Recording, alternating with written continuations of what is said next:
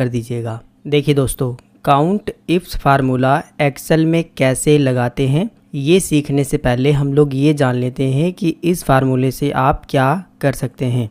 तो देखिए, count ifs फार्मूले का इस्तेमाल करके जितने भी सेल में डेटा है उसमें आप कंडीशन लगा करके उस सेल के डेटा को काउंट कर सकते हैं। एक कंडीशन अगर लगा करके सेल के डेटा को काउंट करना है तो काउंट इफ फार्मूला काम करता है। लेकिन अगर एक से ज़्यादा कंडीशन लगा करके अगर सेल में कोई डेटा आपने लिखा है उसको काउंट करना है तो काउंट इफ्स फार्मूला काम करता है। कैसे, थोड़ा सा इसे आप और समझिए कि अगर आपसे ये पूछा जाए कि ये जो डेटा है इसमें से केवल फीमेल को हमें यहाँ पर काउंट करके दीजिए, तो एक कंडीशन ही आपको दी गई कि केवल आपको फीमेल काउंट करना है और उस कंडीशन में आप काउंट इफ फार्मूले का इस्तेमाल करके काउंट कर सकते हैं। लेकिन अगर आपसे ये कहा जाए कि फीमेल तो काउंट करना है लेकिन जो फीमेल बिहार की है उसे काउंट करिए, तो उस कंडीशन में काउंट इफ फार्मूला काम नहीं करेगा, काउंट इफ्स फार्मूला काम करेगा। और तीसरी कंडीशन अगर आपसे ये कह दी जाए कि फीमेल को तो काउंट करना है जो बिहार की है, दूसरी कंडीशन ये है, लेकिन तीसरी कंडीशन ये है कि बिहार में जितनी भी फीमेल हैं जिनको 12,000 सैलरी मिलती है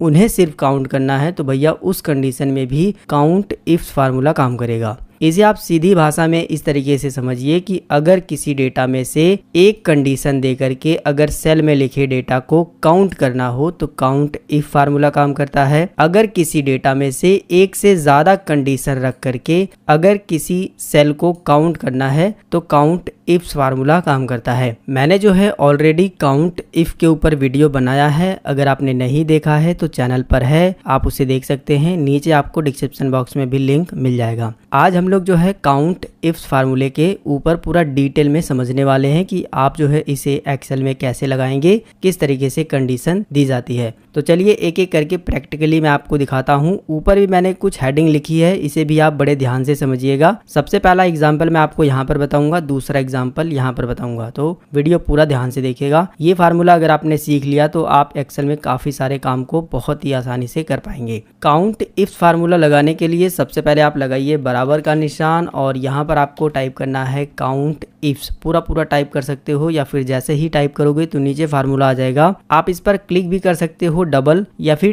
टैब बटन जो कीबोर्ड में होता है उस पर क्लिक कर दोगे तो वो जो है फार्मूला एक्टिव हो जाता है। अब आपसे पूछा गया है क्राइटेरिया रेंज 1, तो आपको पहली कंडीशन यानी कि पहली शर्त यहाँ पर क्राइटेरिया रेंज 1 में बतानी है। तो हम जेंडर के आधार पर यहाँ पर काउंट करेंगे, तो हम पहली कंडीशन में जेंडर का जितना भी सेल है ना सभी को सिलेक्ट कर देंगे, इसके बाद लगाएंगे कॉमा। अब आपसे पूछेगा क्राइटेरिया 1, तो इसके लिए जो है आपको डबल कोड में आप जो भी कंडीशन इसमें से रखना चाहते हैं उसे टाइप करना होगा। जैसे कि एग्जांपल के लिए हम मेल ही अभी टाइप कर देते हैं कि ये जो जितने भी जेंडर हैं इसमें से केवल जो मेल हैं उन्हें ही हमें पहली कंडीशन में रखना है कि उन्हीं का डेटा यहाँ पर काउंट होना चाहिए। तो हमने पहली कंडीशन ये रख दी मेल की, इसके बाद जो है डबल कोड को बंद कर देंगे, फिर से लगाएंगे कॉमा। अगर दूसरी कंडीशन है आपके पास तो दूसरी क्राइटेरिया आपको यहाँ पर देना होगा। आपसे पूछा गया है क्राइटेरिया रेंज 2, दूसरी कंडीशन हमारी है इसलिए हम जो है दूसरी कंडीशन में स्टेट को सिलेक्ट कर रहे हैं क्योंकि हमारी दूसरी कंडीशन स्टेट ही है। अगर आपकी कोई और हेडिंग है तो आप उसे सिलेक्ट कर सकते हैं।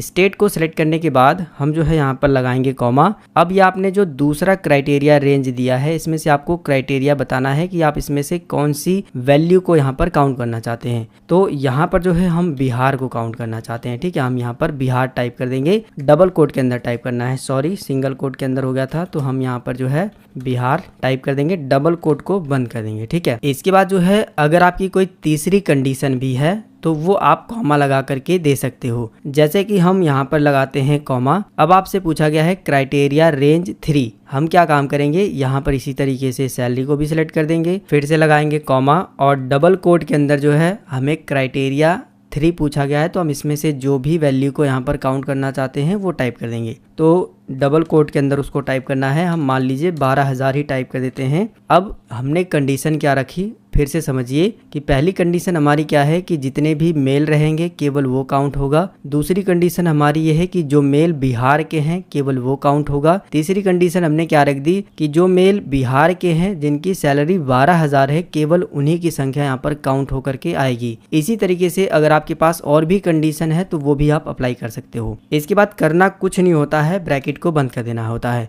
जिस तरीके से मैंने ये फार्मूला आपको बताया है, मुझे पूरा भरोसा है कि आपको अच्छे तरीके से समझ आया होगा। अगर नहीं समझ आया है तो वीडियो को थोड़ा सा पीछे करिएगा, फिर से इस कंडीशन को ध्यान से समझिएगा, 100% समझ आ जाएगा। इसके बाद जो है एंटर बटन को प्रेस करेंगे। अगर आपको इस तरीके से एरर आ रहा है तो फार्मूले में थोड़ी बहुत कहीं ना कहीं मिस्टेक है, जैसे कि देख सकते हो यहाँ पर डबल कोड लग गया है। ठीक है, यही मिस्टेक है। हम जो है इसे सही कर देते हैं। डबल कोड का मतलब कि 2 बार नहीं लगाना है, एक ही बार लगाना है इस तरीके से। ठीक है, अब कुछ नहीं करना है, बस एंटर बटन को प्रेस करना है। तो अभी आप देखोगे 0 क्यों आ रहा है, क्योंकि हमने पहली कंडीशन क्या रखी थी कि मेल की है, दूसरी क्या रखी थी कि बिहार की है, और तीसरी कंडीशन क्या रखी थी कि 12,000 है, जो कि कहीं पर भी पूरी नहीं हो रही है। आप इस डेटा में देख सकते हो, इसलिए यहाँ पर 0 आ रहा है। लेकिन ये जो मेल है बिहार का है और इसकी सैलरी जो 20,000 है, अगर मैं इसे 12,000 कर देता हूँ तो आप देखेंगे यहाँ पर 1 लिखा हुआ आ जाएगा। 12,000 करने के बाद जैसे ही मैं बाहर क्लिक करता हूँ तो देखिए तीनों कंडीशन यहाँ पर फिल हो गई, यानी कि तीनों कंडीशन पूरी हुई,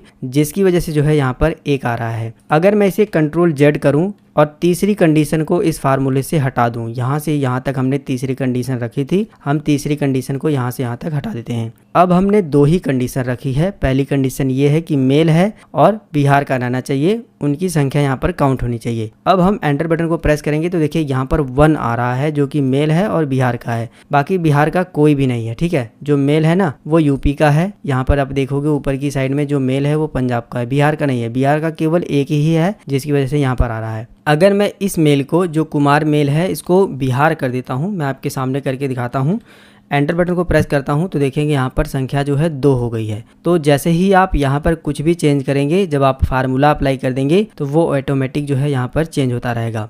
तो इस तरीके से काउंट इफ्स फार्मूला काम करता है। एक से ज़्यादा कंडीशन रख करके आप इस फार्मूले को इस्तेमाल करते हैं। एक चीज़ का और आपको ध्यान देना है कि अगर आपको कंडीशन बदलनी है तो आपको फार्मूले पर डबल क्लिक करके यहाँ पर कंडीशन को चेंज करना होगा। जैसे कि अगर आप फीमेल का करना चाहते हैं तो आपको क्या काम करना होगा, यहाँ पर जो है फीमेल टाइप करना होगा इस तरीके से, मतलब उसको फार्मूले को डबल क्लिक करके एक्टिव करना होगा। इसके बाद जो है यहाँ पर टाइप करना होगा और एंटर बटन को प्रेस करना होगा, तो वो फीमेल का डेटा आएगा। देख सकते हो, एक बिहार की फीमेल ये है और एक बिहार की फीमेल ये है। तो इस तरीके से आप कंडीशन चेंज करोगे डबल क्लिक करके। इसी फार्मूले को आप इस तरीके से भी लगा सकते हैं कि कंडीशन को यहाँ पर टाइप करने की बजाय आप पहले ही किसी भी सेल में ऊपर ही टाइप कर दें। जैसे कि मैं जेंडर में जो है पहले ही कंडीशन को टाइप कर देता हूँ फीमेल, और स्टेट में जो है हम पंजाब टाइप कर देते हैं, और इसके बाद जो है सैलरी में हम लोग 12,000 टाइप कर देते हैं। यानी कि जो हम लोग फार्मूले के अंदर कंडीशन टाइप करने वाले थे उस कंडीशन को हमने पहले ही टाइप कर लिया है, और इसे टाइप करने के बाद जब आप फार्मूला लगाएंगे तो और भी आसान तरीके से लगेगा। फार्मूला लगाने के लिए सबसे पहले आप लगाइए बराबर का निशान, और यहाँ पर लिखना है आपको काउंट इफ्स, फार्मूला आ जाएगा, इसको एक्टिव कर लीजिए। क्राइटेरिया रेंज 1 में जो आपकी पहली शर्त है उसे पूरी रेंज को सिलेक्ट कर देना है,